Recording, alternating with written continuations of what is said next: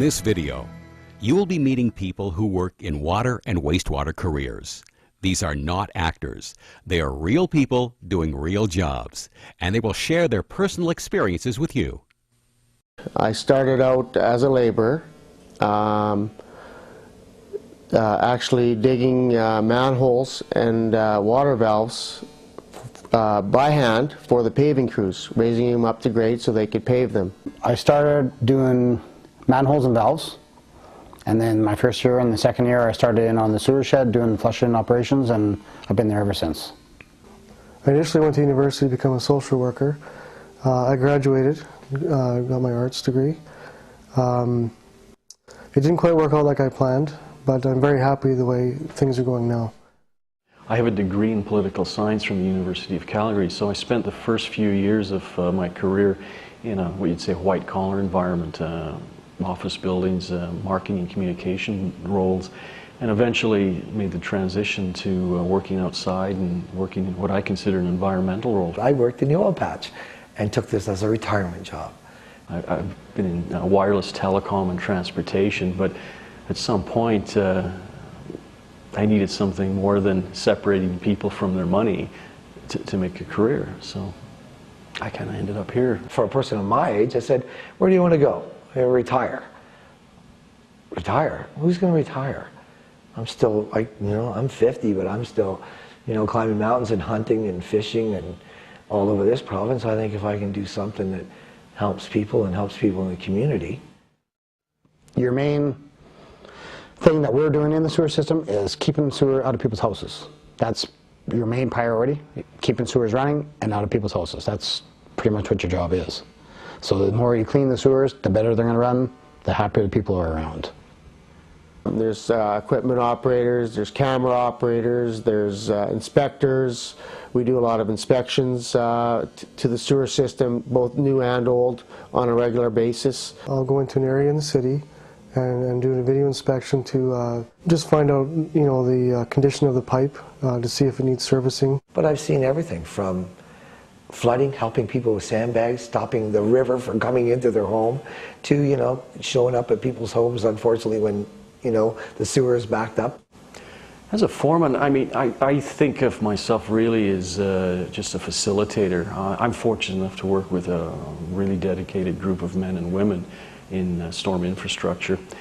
And really it's just facilitating the jobs that we have to get done that day or that week, making sure the equipment's in working order and that they're safe first and foremost, and then that we do our best to return the storm water back to the watershed with as few pollutants in it as possible. We all work as a team. I can't do my job without the flushers, and even the brushers, because they remove a lot of debris. But a lot of the times I work alongside with the flushers, and they can reduce flow or remove debris for myself, so we can, again, see the maximum view of the pipe.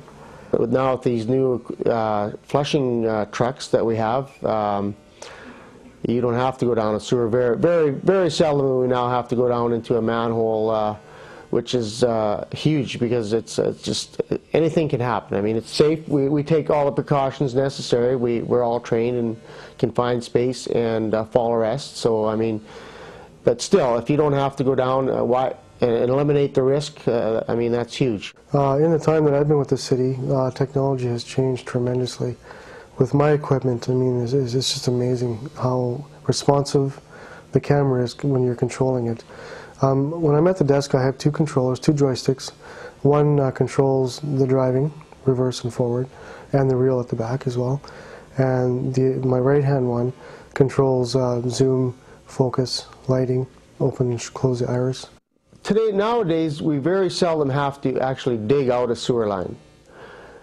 We have what we called a lining program. It's put out for a tender, and then the companies bid for the job and they get it.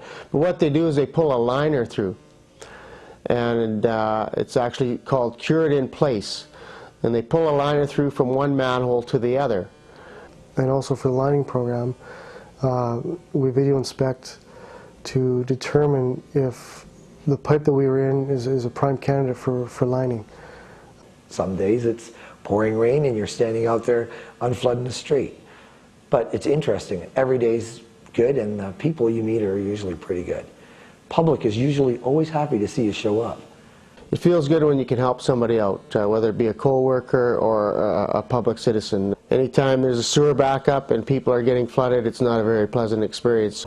I take great pride in the fact that I have an environmental role. I worked in Fort McMurray. I made a lot of money. But at the end of the day, when I went home, I had a lot of money. I get home at the end of the day here and I go, hey, you know what I did today? There's some old guy and his toilet was backed up and he's like 85 years old and I got to do that and fix it. And they go, cool. And the pay's pretty good. I mean, they pay you pretty good and the benefits are really good. We look for people that have a willingness to want to learn and are interested in working in the sewer maintenance department. The word sewer scares a lot of people. They think it's a dirty, grungy job, but in most cases it's not. With the equipment we have nowadays, it's very clean. An important attribute from my point of view is safety, your personal safety and the safety of others around you. We work in confined spaces, dark, noisy environments with heavy equipment around. It's most important that you look after yourself. We're also looking for people who are interested or have the ability to obtain the proper driver's license to operate heavy equipment.